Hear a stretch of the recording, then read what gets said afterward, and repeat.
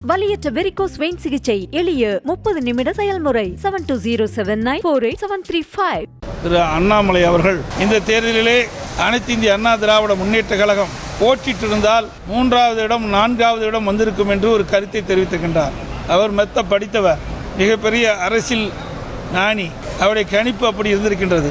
நடந்து முடிந்த நாடாளுமன்ற தேர்தல், விழுப்புரம் நாடாளுமன்ற தேர்தலில் விக்கிரவாண்டி சட்டமன்ற தொகுதி வருகிறது. அதில் அனைத்து இந்திய அண்ணா திராவிட முன்னேற்ற கழகத்தைச் சேர்ந்த நாடாளுமன்ற வேட்பாளர் சுமார் 6800 வாக்குகள் தான் குறைவாக பெற்றிருக்கின்றார். 2வது இடத்திலே அனைத்து இந்திய அண்ணா திராவிட முன்னேற்ற கழகம் இருக்கின்றது. அதுவும் நாடாளுமன்ற தேர்தல், சட்டமன்ற தேர்தல் அல்ல. ஈரோடு கிழக்கு சட்டமன்ற இடைத்தேர்தல் வந்தது. அந்த தேர்தலில் எப்படி திராவிட முன்னேற்ற கழகம் நடந்து கொண்டது என்று நாடே அறியும். வாக்காளர் பெருமக்களை ஆடு மாடுகளை பட்டியலை அடைப்பதை போல அடைத்து வைத்து மக்களை வாக்காளரை கொடுமைப்படுத்தி வாக்காளருக்கு பணமழை பொழிந்து பல்வேறு பரிசு பொருட்களை கொடுத்துத்தான் அவர்கள் வெற்றி பெற்றார்கள். ஜனநாயக முறைப்படி தேர்தல் நடக்கவில்லை. இது திரு அண்ணாமலைக்கும் தெரியும். இப்படி சொல்லித்தானே ஈரோடு பை எலெக்ஷன் நீங்க எத்தனை வாக்கு வித்தியாசத்தில் தோத்தீங்க? எத்தனை வாக்கு வித்தியாசத்தில் தோத்தீங்க? எவ்வளவு ஆயிரம் வாக்கு வித்தியாசத்தில் தோத்துட்டு இன்னைக்கு ஈரோடு பை எலெக்ஷனுடைய உண்மை அண்ணாமலைக்கு தெரியும். தெரிஞ்சும் சரித்திரத்தை திருத்தி பேசுறாருன்னு எடப்பாடி பழனிசாமி அவர்கள் சொன்னதை நான் கண்டிக்கிறேன். எடப்பாடி பழனிசாமி அவர்களுக்கு என்னுடைய கண்டனத்தை நான் முதல்ல தெரிவிச்சுக்கிறேன். அதே நேரத்தில் விக்கிரவாண்டி இடைத்தேர்தலை புறக்கணிக்க சொன்ன காரணம் என்ன? தமிழகத்தினுடைய சட்டம் ஒழுங்கு சரியில்லை, அதனால புறக்கணிக்கிறேன்னு சொன்னாரா? இன்னைக்கு என்ன சொன்னாரு? ஈரோடு பை எலெக்ஷன்ல குளறுபடிகள் நடந்துச்சு, அது விக்கிரவாண்டியில் நடக்கும், அதனால புறக்கணிக்கிறேன்னு இன்னைக்கு ஒரு பொய் சொல்றாரு. சரி, இதே எலெக்ஷன் கமிஷன், இதே மாநில தேர்தல் ஆணையம் 2026 சட்டமன்ற தேர்தல் நடக்க போதா? அதையும் புறக்கணிப்பாரா? எனக்கு எடப்பாடி பழனிசாமி அவர்கள் சொல்லுகின்ற லாஜிக் படி பார்த்தோம்னா தமிழ்நாட்டில் சட்டம் ஒழுங்கு கெட்டு போச்சு, விக்கிரவாண்டி எலெக்ஷனை நான் புறக்கணிக்கிறேன். 2026 தமிழகத்தில் சட்டம் ஒழுங்கு கெட்டு போயிருக்கும். அப்ப 2026 சட்டமன்ற தேர்தலையும் எடப்பாடி பழனிசாமி அவர்கள் புறக்கணித்து விட்டு ஒதுங்கி இருப்பாரா அப்படிங்கிற கேள்வியை திரும்ப நான் எடப்பாடி பழனிசாமி அவர்களுக்கு வைக்கிறேன். ஏதோ அவர் திரு அண்ணாமலை வந்த பிறகுதான் பாரதிய ஜனதா கட்சி தமிழகத்திலே வளர்ந்திருப்பது போன்ற ஒரு தோற்றத்தை, மாய தோற்றத்தை உருவாக்கி கொண்டிருக்கின்றார். உண்மையிலே அது அல்ல. 2014 பாரதிய ஜனதா கட்சி அவர்களோடு பல்வேறு கட்சிகள் கூட்டணி அமைச்சு போட்டியிட்டன. இப்போ இருக்கின்ற 2024 பாரதிய ஜனதா தலைமையிலே அமைக்கப்பட்ட கூட்டணியில் அப்பொழுதும் பல கட்சிகள் இடம்பெற்றிருந்தன. அப்பொழுது கோவை நாடாளுமன்ற தொகுதியிலே மரியாதைக்குரிய இன்றைக்கு மேதக ஆளுநராக இருக்கின்ற சிபி ராதாகிருஷ்ணன் போட்டியிட்டார். அப்பொழுது அதிமுக வேட்பாளரை விட 42,000 வாக்குகள் தான் குறைவாக பெற்றார்.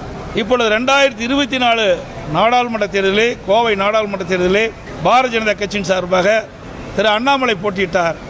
அவர் திராவிட முன்னேற்ற கழக வேட்பாளரை விட 1,18,000 வீட்டு குறைவாக பெற்றிருக்கின்றார். அப்படி என்றால் எங்கே பாரதிய ஜனதா வளர்ந்திருக்குது? அதோடு 2014ஆம் ஆண்டு பாரதிய ஜனதா கூட்டணியில் பெற்ற வாக்குகள் 18.80. தற்போது பாரதிய ஜனதா தலைமையில் அமைக்கப்பட்ட கூட்டணிகள் பெற்ற வாக்கு 18.28. அதிமுக 13,000 ஓட்டு எக்ஸ்ட்ரா வாங்கி கோயம்புத்தூர்ல டெபாசிட் வாங்கியிருக்கிறாங்க. 16.6% வாங்கியிருந்தா டெபாசிட்டே போயிருக்கும்.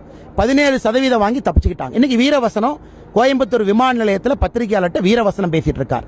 வெறும் டெபாசிட் வாங்கின கட்சி இன்னைக்கு பாரதிய ஜனதா பற்றி குறை சொல்றாங்க. நீங்க கோயம்புத்தூர் உங்க கோட்டை தானே, 10க்கு 9 எம்எல்ஏ உங்களுக்கு தானே, 6க்கு 6 மாநகரத்தில் எம்எல்ஏ உங்களுக்கு தானே, எதுக்கு 17% போனீங்க? உங்களை விட 2 மடங்கு 34% மேல பாரதிய ஜனதா கட்சி அங்க ஓட்டு வாங்கியிருக்கு. இவர் டெபாசிட் ஜஸ்ட் வாங்கினது பெருசு இல்லையாமா? 17% ஓட்டு வாங்கினது பெருசு இல்லையாமா? 6 எம்எல்ஏக்கள் வச்சுக்கிட்டு 3 சட்டமன்ற தொகுதி கோயம்புத்தூர்ல டெபாசிட் இழந்திருக்காங்க. சிங்காநல்லூர் டெபாசிட் போச்சு, அவருடைய வேட்பாளர் இருக்கக்கூடிய சொந்த தொகுதி டெபாசிட் போச்சு. 6ல் 3ல் டெபாசிட் காலி. இன்னைக்கு எடப்பாடி பழனிசாமி அவர்கள் எனக்கு அறிவுரை சொல்றார். அது மட்டும் இல்ல, இப்படிப்பட்ட பாரதிய ஜனதா கட்சியில் மாநில தலைவர் இருக்கின்ற காரணத்தினால்தான் 300க்கும் மேற்பட்ட தொகுதியில் வெற்றி பெற்று ஆட்சி அமைத்த பாரதிய ஜனதா கட்சி இன்றைய தினம் சரிக்கு கூட்டணி அமைச்சு ஆட்சியிலே அமர்ந்திருக்கின்றது. அதை முதல் அவர் கவனத்தில் எடுத்துக்கொள்ள வேண்டும். கண் முன்னால் அனைத்து இந்திய அண்ணா திராவிட முன்னேற்ற கழகம் என்கின்ற அற்புதமான கட்சியை கண் முன்னால் சில தலைவர்கள் தங்களுடைய சுய லாபத்திற்காக அழித்துக் கொண்டிருக்கின்றார்கள். தமிழகத்தில் எல்லா மக்களும் அதை பார்க்கிறாங்க. தங்களுடைய சுய லாபத்திற்காக, அதிகார வெறிக்காக கூட இருக்கக்கூடிய 2 பேர்த்த பத்திரிகையில பேச வச்சு எப்படியாச்சும் அதிமுக கட்சியை காப்பாத்திரலான்னு பொதுச் செயலாளர் எடப்பாடி பழனிசாமி அவர்கள் கனவு கண்டு கொண்டிருக்கின்றார்கள். அவர்கள் முன்னால் இந்த 3-4 தலைவர்களுடைய சுய லாபத்திற்காக, அவர்கள் சுய லாபத்திற்காக செய்யக்கூடிய அரசியல் காரணமாக அது அழிந்து கொண்டிருப்பதை எல்லோரும் பார்த்து கொண்டிருக்க காரணம் தொண்டர்கள் எல்லாம் மாற்றுக் கட்சியை நோக்கி படையெடுக்க ஆரம்பித்து விட்டார். வலியற்ற வெரிகோஸ் வெயின் சிகிச்சை எளிய 30 நிமிட செயல்முறை 7209487335. செய்திகளை உடனுக்குடனும் துல்லியமாகவும் தெரிந்து கொள்ள சப்ஸ்கிரைப் பண்ணுங்க.